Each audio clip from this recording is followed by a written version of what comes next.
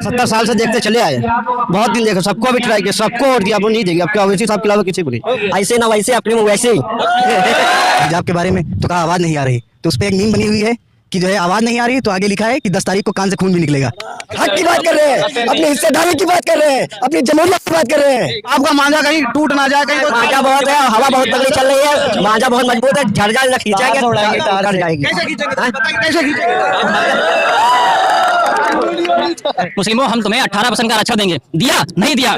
कहा उर्दू अकेडमी खोलेंगे, खोला नहीं खोला? कहा मुस्लिमों को जो बेगुनाह मुसलमान जेलों में बंद हैं उन्हें हम छुड़वाएंगे, छुड़वाया नहीं छुड़वाया? उनके कहने से कुछ नहीं होता, बिछवाएंगे जो करे बिछाए दरी। हम तो कहते हैं जो मुसलमान बिछा रहे बिछाए दरी। अभी तक तो हम 70 सालों से सो रहे थे, अब हमारे जगाने का काम किया बैरिस्टर असदुद्दीन ओवैसी साहब ने। जिस मुसलमान सिख इधर सबको लेकर चलते हैं, बिल्कुल अच्छे नेता हमारे। इंशाअल्लाह वो दिन आएगा कि बैरिस्टर साहब को हम प्रधानमंत्री बनाकर रहेंगे।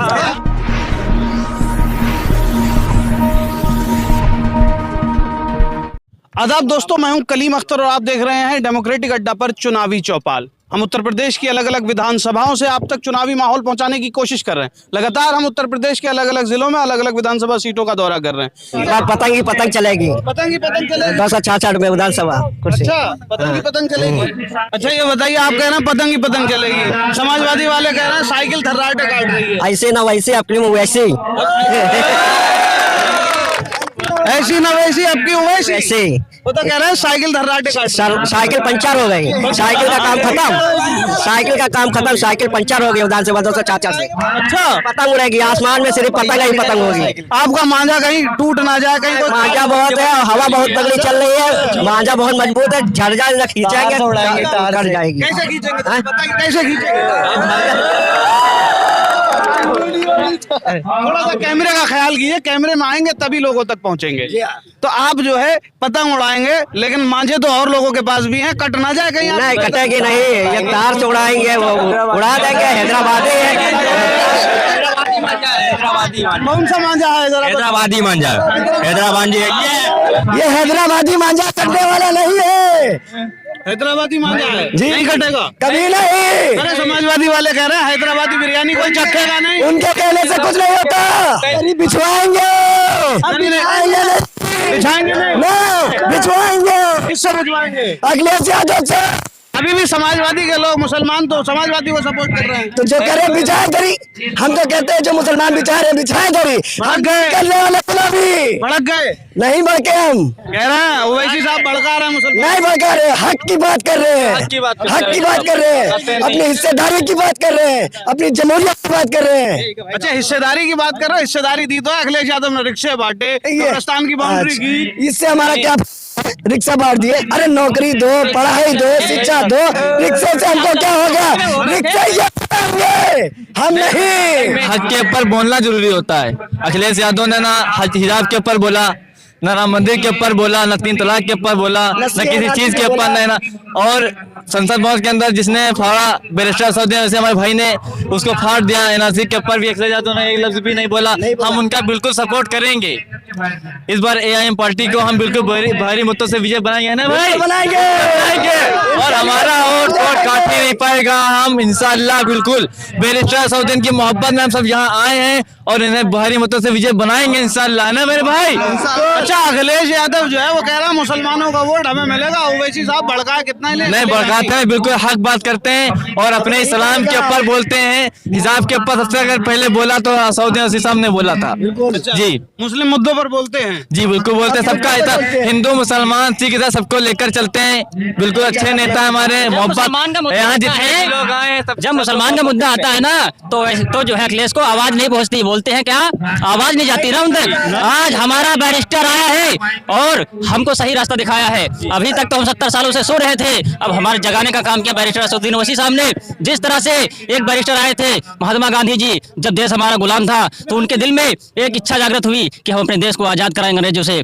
जब वो चले तो अकेले ही थे, लोग उनकी हंसी भी उड़ाते थे कि ये अकेले क्या करेंगे, देश को आजाद कैसे कर पाएंगे। लेकिन वो चले थे मंजिल की तरफ अकेले ही, लोग जुड़ते गए और कारवां। ओवैसी साहब से भी जुड़े ठीक उसी तरीके से असदुद्दीन ओवैसी साहब आज इन चोरों से हमारे देश को जरूर आजाद कराएंगे। हमारा देश अंग्रेजों से तो गुलामी से आजाद हुआ, लेकिन इन चोरों के गुलामी चुंगल में फंस गया। आज फिर बैरिस्टर असदुद्दीन ओवैसी साहब फिर जिंदा आ चुके हैं और वो कौम को जगा कर रहेंगे और चोरों से देश को आजाद करा कर रहेंगे। क्योंकि ये सिर्फ चंद लोग ही सत्ता की मलाई खाते रहते हैं और दबे कुछ लोग आदिवासी जाति जितने भी नीचे कौम के हैं, शोषित वंचित समाज के लोग, वो सबको ये दबा कर रखते हैं, डरा कर रखते हैं कि नहीं हमें 2 वोट सिर्फ वरना बीजेपी आ जाएगी। ये हमें डरा के रखे हैं। अब हमारे बैरिस्टर साहब आ चुके हैं, ये हमें जगाने का काम किया है और हम इनका साथ देंगे। एक दिन इंशाअल्लाह वो दिन आएगा कि बैरिस्टर साहब को हम प्रधानमंत्री बनाकर रहेंगे, प्रधानमंत्री बनाकर रहेंगे। और जिस दिन मेरा बैरिस्टर साहब इस दिन को प्रधानमंत्री की कुर्सी पर बने बैठेगा, उस दिन ये देश फिर से सोने की चिड़िया कहलाएगा। सोने की चिड़िया बनेगा, सोने की चिड़िया फिर से बनेगा सोने की चिड़िया जिस दिन बैरिस्टर साहब मेरा बैठेगा कुर्सी। बैरिस्टर साहब बैठेंगे जी, दरी नहीं बिछाएंगे? नहीं दरी बिछाएंगे। अब हम जा चुके हैं। हाँ, हमें जगह चाहिए है। कौन जगह? ओवैसी साहब ने जगह दी कि तुम सो रहे तभी तक के, अब मेरा शेर आया है और उसने मुझे जगह दिया है कि अब सारी कौम उठ के खड़ी हो जाए, अपनी हिस्सेदारी की बात करे। क्योंकि पहले बिहार हरवा दिया, जिसकी जितनी संख्या भारी उसकी उतनी हिस्सेदारी। अब हम हिस्सेदारी लेकर रहेंगे भाई, क्योंकि हम रिक्शा चलाएं और वो क्या करे, नौकरियों बैठे, वो पुलिस में भर्ती ले, वो डॉक्टर बने, वो आईपीएस बने, आईएएस बने, वो हम रिक्शा से उन्हें छोड़े आके उनके ऑफिस में, वो हम रिक्शा चलाने वाले हैं। हमें हिस्सेदारी की बात नहीं करते, हमारी हमें हिस्सा देने के चाहते नहीं है। कब्रिस्तान की बाउंड्री की तो थी, तो क्या कब्रिस्तान की मरने के बारे में सोच रहे, जिंदा है उसके बारे में नहीं सोच रहे। जो लोग जिंदा है उनके बारे में नहीं सोच रहे। उनके अच्छी फैसिलिटी देनी चाहिए, अच्छी शिक्षा देनी चाहिए, पढ़ाई लिखाई देना चाहिए और नौकरी देना चाहिए। वो तो मरने के बारे में सोच रहे हैं। मरने से नतीजा क्या है उसका? पहले बिहार हरवा दिया, जब अरे वो तो उनके कर्म फूटे थे। हमने पहली बार गए और 5 विधायक बनाए हमने।